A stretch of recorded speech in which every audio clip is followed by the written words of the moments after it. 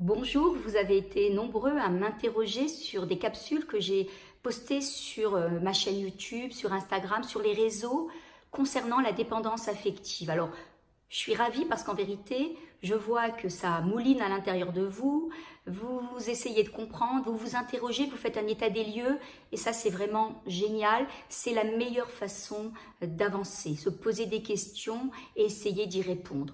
Aujourd'hui, nous allons ensemble essayer de clarifier qu'est-ce qu'est la dépendance affective. On va essayer de poser des points.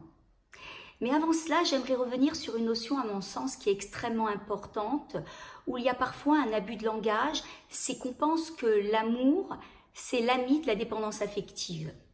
Alors qu'en réalité, j'ai envie de dire que l'amour, c'est presque l'ennemi de la dépendance affective. Pourquoi? L'amour, en vérité, c'est une expression de liberté, c'est être qui l'on a envie d'être, faire ce que l'on a envie de faire, penser ce que l'on a envie de penser, complètement indépendamment de l'autre. L'amour est soumise à aucune condition. Quand mon droit d'exister dépend de l'amour que je vais recevoir, l'amour là devient une drogue et elle est dangereuse parce que finalement ce n'est pas de l'amour, je développe de la dépendance affective. Lorsque l'amour que je ressens envers l'autre est là pour combler des blessures émotionnelles, des blessures affectives, vous comprenez bien que l'amour qui est inconditionnel, qui ne dépend de rien, j'aime l'autre pour ce qu'il est et pas pour ce qu'il fait ou qu'il me donne, automatiquement on n'est pas dans une relation d'amour mais plutôt plongé dans une dépendance affective. Lorsque par exemple j'exerce un contrôle conscient ou inconscient sur l'autre, je ne suis pas dans quelque chose qu'on appelle de l'amour. L'amour là devient une drogue et finalement je ne me sens pas complet tant que l'autre ne m'a pas donné ce dont j'ai besoin. Qu'est-ce qui va se passer? Eh bien, je vais commencer à fabriquer ma prison intérieure, je vais vivre des relations bien sûr insatisfaisantes, ça va devenir très envahissant pour moi, et également pour l'autre. Je vais également, en fait, quand il n'y a pas d'amour, de vrai amour, il y a ce qui s'appelle de la peur. Je vais installer de plus en plus de peur et je vais surtout faire des choix, prendre des décisions qui vont souvent à l'encontre de mon bien-être et de mon intégrité. Donc c'est quand même important d'en prendre note dans la relation. Alors, quels sont ces points que j'aimerais évoquer avec vous qui vont pouvoir identifier si réellement vous êtes dans une relation harmonieuse, une relation équilibrée ou eh bien une relation qui est dépendante de l'autre. Pour cela, je vais vous demander de vous concentrer et d'être attentive. Le premier point que j'ai envie d'évoquer avec vous, c'est lorsque j'ai souvent besoin de l'autre pour prendre des décisions dans ma vie. J'ai besoin de son approbation et souvent sur des sujets qui ne le concernent pas.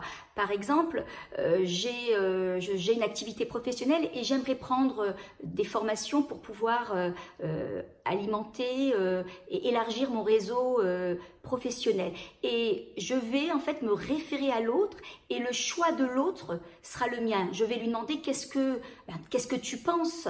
Mais en réalité, c'est son choix qui va compter pour moi plutôt que définir quels sont mes besoins dans mon activité professionnelle. Là, en fait, je suis plongée dans cette dépendance affective. Je ne sais pas si vous vous y reconnaissez ou vous reconnaissez des gens de votre entourage, mais déjà, c'est un premier signe que je ne vis pas une relation où je suis libre.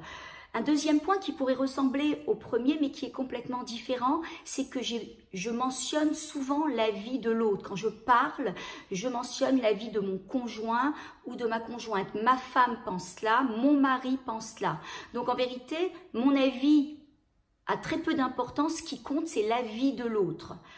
Je ne vis pas, encore une fois, une relation où je suis libre de penser. C'est mon mari qui pense et je le mentionne. Un autre point, vous savez, nous sommes des êtres qui sont nés dans la contraction. La contradiction, on connaît. Et là, dans cette relation, dite de dépendance affective, si mon mari va me dire c'est oui ou c'est non, ben je vais dire oui ou non. C'est-à-dire que je vais me référer complètement à son avis. S'il me dit d'aller à droite, je vais à droite. S'il me dit d'aller à gauche, je vais à gauche. Alors, je ne sais pas si ça vous parle ou si vous pensez à certaines personnes, mais là, eh bien, vous vivez quelque chose qui s'appelle de la dépendance affective. Mais ce n'est pas tout. Un quatrième point qui, à mon sens, est extrêmement important et très révélateur, c'est le fait de se sentir toujours coupable de tout ce qui se passe dans la relation. C'est moi la coupable, c'est moi la responsable. En fait, j'ai envie de dire que ça génère beaucoup de souffrance et c'est surtout très, très injuste. Un cinquième point qui en dit long aussi également, c'est que j'ai peur du conflit. J'ai peur d'être, j'ai peur d'être rejetée, et j'ai peur d'être désavouée, donc j'évite toute forme de conflit, alors que le conflit, certaines fois, est salutaire et il permet de remettre les points sur les i, redéfinir certains points qui ont besoin d'être améliorés dans la relation, et c'est ce qui permet un nouveau départ. Et là, j'ai peur d'être jugée, donc j'évite le conflit. Ce sont des points qui sont très révélateurs lorsque je dois prendre une décision, que je me réfère à l'autre, lorsque la vie de l'autre et finalement ce que je prône dans mes paroles, lorsque moi qui suis un être de contradiction, je me réfère complètement à son avis, lorsque je me sens toujours la personne qui est la coupable dans la relation, et lorsque finalement j'ai peur, je dis bien le mot peur, peur du conflit, peur d'être rejetée, peur d'être désavouée. Alors en même temps, j'ai envie de dire que la dépendance affective, c'est pas une maladie. Alors rassurez-vous, c'est pas une maladie et au contraire, elle prend sa racine dans une dimension qu'on a souvent délaissée. Cette dimension, c'est l'estime de soi. Oui, cette dimension essentielle à chacun pour pouvoir vivre une vie satisfaisante avec de bonnes relations équilibrées et harmonieuses, c'est justement travailler cette notion d'estime de soi qui est capitale. L'estime de soi, c'est une dimension qui est basée sur 3 triptyques. C'est l'amour de soi, c'est la confiance en soi et c'est l'image de soi.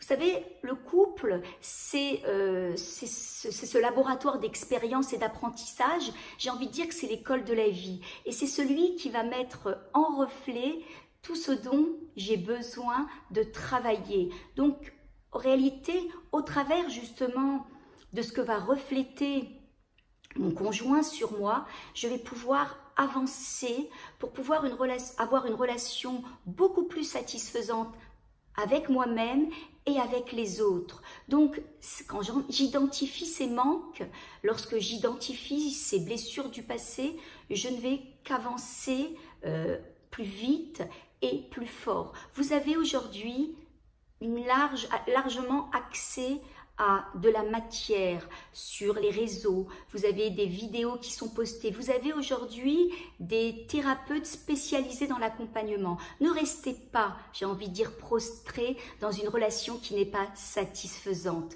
Faites-vous aider. Ce serait dommage de passer des années en vous disant que c'est comme ça et ça doit le rester. En tous les cas, si cette vidéo vous a parlé, alors déjà, essayez de la revisionner, je pense que c'est important, et surtout, partagez-la, parce que je pense qu'elle peut être aussi une source de conscience et permettre de pouvoir avancer tout votre entourage.